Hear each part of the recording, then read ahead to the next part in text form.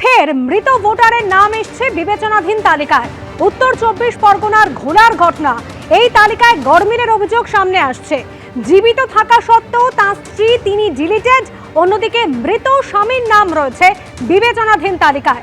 সমীরণ পাল আমাদের প্রতিনিধি রয়েছেন আমাদের সঙ্গে টেলিফোন লাইনে। সমীরণ, দেখো অনুষ্কা, যেটা দেখা যাচ্ছে যে ঘোলার পোস্ট অফিস এলাকার বাসিন্দা 159 নম্বর বুথ, যেটা পানিহাটি বিধানসভার মধ্যে পড়ে, তারক দাস, তার 2025 সালের 26শে ডিসেম্বর তার মৃত্যু হয়েছে। পরিবারের তরফ থেকে সমস্ত নথি নির্বাচন কমিশনের কাছে জমা দেওয়া হয়েছে। তা সত্ত্বেও তারক দাসের নাম যে চূড়ান্ত ভোটার তালিকায় সেখানে বিবেচনাধীন দেখা যাচ্ছে। কিন্তু তার স্ত্রী রেখা দাস তিনি জীবিত রয়েছেন, কিন্তু অথচ তার নাম ডিলিটেড, অর্থাৎ তার নাম বাদ চলে গেছে।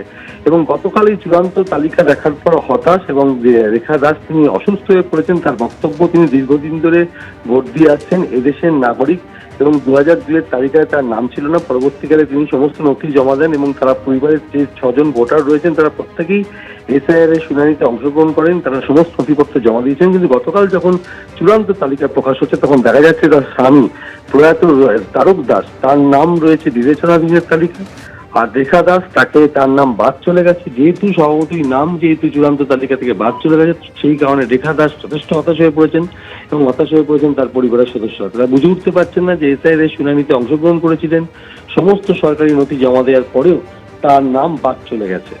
অনুষ্কা, ধন্যবাদ সমীরণ।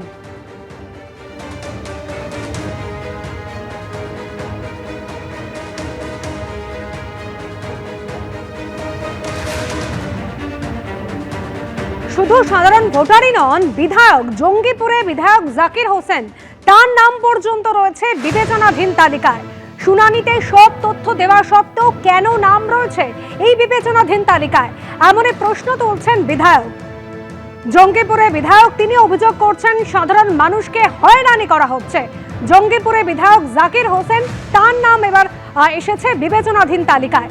রাজীব চৌধুরী আমাদের প্রতিনিধি রয়েছেন আমাদের সঙ্গে। রাজীব, কি বলছেন ওই বিধায়ক? তিনি শুনানিতে গিয়েছিলেন, সমস্ত তথ্য জমা দিয়েছিলেন, তা সত্ত্বেও নাম বিবেচনাধীন।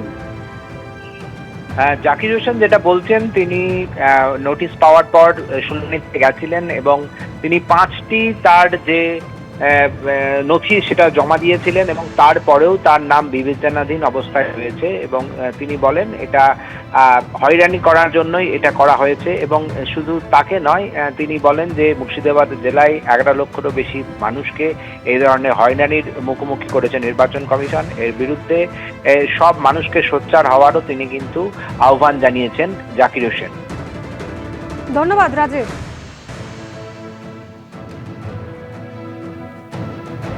জঙ্গিপুরের বিধায়ক জাকির হোসেন, তার নাম কিন্তু রয়েছে বিবেচনাধীন তালিকায়। এর আগে আপনাদের দেখালাম উত্তর 24 পরগনার ঘোলার খবর। সেখানে সাধারণ ভোটার, তার নাম ডিলিটেড রয়েছে, যেখানে তিনি জীবিত রয়েছেন, অথচ তার স্বামী তিনি মৃত, তার নাম মিশেছে বিবেচনাধীন তালিকায়। আর এদিকে জঙ্গিপুরের বিধায়ক জাকির হোসেন তিনি অভিযোগ করছেন তাকে শুনানিতে ডাকা হয়েছিল, সমস্ত তথ্য তিনি জমা দিয়েছেন, তা সত্ত্বেও যে চূড়ান্ত ভোটার তালিকা বেরিয়েছে তাতে তার নাম রয়েছে বিবেচনাধীন তালিকায়।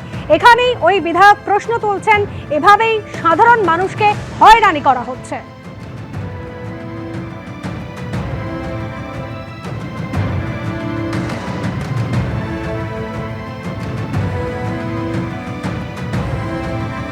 সাধারণ মানুষকে হয়রানি করা হচ্ছে এমনই অভিযোগ করছেন জঙ্গিপুরের বিধায়ক।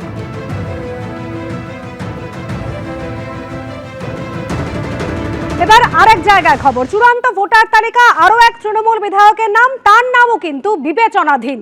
কুমারগঞ্জের তৃণমূল বিধায়কিনী তোরাফ হোসেন মন্ডল, তার নামের পাশেও লেখা রয়েছে একেবারে বিবেচনাধীন। এসআইআর এর চূড়ান্ত ভোটার তালিকা প্রকাশিত হয়েছে এবং সেই তালিকায় দেখা যাচ্ছে কুমারগঞ্জের তৃণমূল বিধায়ক তোরাফ হোসেন মন্ডল, তার নাম বিবেচনাধীন রয়েছে। বাবার নামের বানান ভুল থাকায় বিধায়ককে শুনানিতে তলব করা হয়েছিল। বিধায়ক তিনি দাবি করছেন যে শুনানিতে সমস্ত নথি তিনি জমা দিয়েছেন, তা সত্ত্বেও তার নাম বিবেচনাধীন রয়েছে। ক্ষুব্ধ ওই তৃণমূল বিধায়ক। প্রথমে জঙ্গিপুরের বিধায়ক, তারপর কুমারগঞ্জের বিধায়ক, তৃণমূল বিধায়ক, পরপর 2 তৃণমূল বিধায়ক, তাদের নাম চূড়ান্ত ভোটার তালিকায় বিবেচনাধীন। তারা বলছেন তারা জনপ্রতিনিধি, শুনানিতে ডাক পেয়েছেন, সমস্ত তথ্য জমা দিয়েছেন, তা সত্ত্বেও কি কারণে চূড়ান্ত ভোটার তালিকায় তাদের নাম বিবেচনাধীন দেখানো হচ্ছে তা তাই নিয়ে প্রশ্ন তুলছেন কুমারগঞ্জের তৃণমূল বিধায়ক তোরাব হোসেন মণ্ডল। সুদীপ চক্রবর্তী আমাদের প্রতিনিধি রয়েছেন আমাদের সঙ্গে টেলিফোন লাইনে। সুদীপ, কুমারগঞ্জের তৃণমূল বিধায়ক কি অভিযোগ করছেন তিনি? দেখো, তোমাকে বলি অনুষ্কা যে দক্ষিণ দিনাজপুরের কুমারগঞ্জের বিধায়ক তোরাব হোসেন মণ্ডল তিনি কিন্তু দুবারের বিধায়ক, একবার নয় দুবারের বিধায়ক। তিনি তার নামটা কিন্তু এবার বিচারাধীন হয়ে এসছে, কারণ তাতে তিনি যেটা আমাদের জানাচ্ছেন যে তার বাবার নামে উচ্চারণ ভুলের জন্য তাকে শুনানিতে ডাকা হয়েছিল। শুনানিতে কিন্তু সমস্ত কাগজপত্র তিনি জমাও দিয়েছিলেন, তারপরেও কিন্তু তার নামটা বিচারাধীন আসার ফলে কিন্তু তিনি যথেষ্ট ক্ষুব্ধ হয়েছেন নির্বাচন কমিশনের উপরে। তিনি বলেছেন তিনি এই বিষয়টি তিনি দলকে জানাবেন এবং রাজ্য সরকারকেও জানাবেন বিষয়টি যে কেন তার নামটা এই বিচারাধীন এলো। এই নিয়ে কিন্তু বেজায় ক্ষুব্ধ হয়েছেন তিনি ও তার দল তৃণমূল কংগ্রেস। দক্ষিণ দিনাজপুর তৃণমূল কংগ্রেস থেকেও কিন্তু এর বিষয়ে প্রতিবাদ জানানো হয়েছে। অনুষ্কা, সুদীপ সঙ্গে থাকো। চূড়ান্ত ভোটার তালিকায় তৃণমূল বিধায়ক, কুমারগঞ্জের তৃণমূল বিধায়ক তোরাব হোসেন মণ্ডল, তার নাম বিবেচনাধীন, একেবারে নামের পাশে স্পষ্ট লেখা রয়েছে বিবেচনাধীন। আর এখানেই ক্ষুব্ধ হয়েছেন কুমারগঞ্জের তৃণমূল বিধায়ক। তিনি বলছেন তার বাবার নামের বানান ভুল ছিল, শুনানিতে তাকে তলব করা হয়েছিল, তিনি শুনানিতে হাজিরা দিয়েছিলেন, যাবতীয় যা নথি চাওয়া হয়েছিল সমস্ত নথি তিনি জমা দিয়েছেন, তাহলে কেন চূড়ান্ত ভোটার তালিকায় তাকে বিবেচনাধীন হিসেবে দেখা হচ্ছে? এই প্রশ্নই তুলছেন বিধায়ক তোরাব হোসেন মণ্ডল। একেবারে ছবি রেখেছে আপনাদের সামনে, একেবারে চূড়ান্ত যে ভোটার তালিকা সেখানে তার নাম বিবেচনাধীন রয়েছে।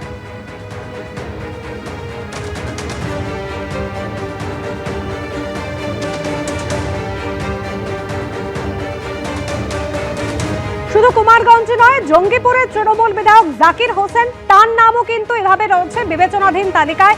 তিনিও যেটা অভিযোগ করছেন যে তাকে শুনানিতে যখন ডাকা হয়েছিল তিনি সমস্ত তথ্য জমা দিয়েছেন, তা সত্ত্বেও তার নাম বিবেচনাধীন তালিকায়। যে বিচার ব্যবস্থার প্রতি আস্থা আছে, বিচার ব্যবস্থায় বাদ দেওয়ার জন্য নির্বাচন কমিশনের বিরুদ্ধে ব্যবস্থা নক। পাসপোর্ট আছে, আধার কার্ড আছে, ইনকাম ট্যাক্স দিয়েছি তা আছে। নির্বাচন কমিশনের কি দ্বিচারিতা, কি বিজেপির হয়ে দালালি করছে? আমরা কি ভারতীয় নয়? আমরা কেন এই ধরনের করা আছে? আমি একটা মন্ত্রী ছিলাম, আজ রানিং বিধায়ক আছি। আমার যে জুডিশিয়াল আছে সাধারণ মানুষ তারা কি করছে বলেন? এবিপি আনন্দ, এগিয়ে থাকে, এগিয়ে রাখে।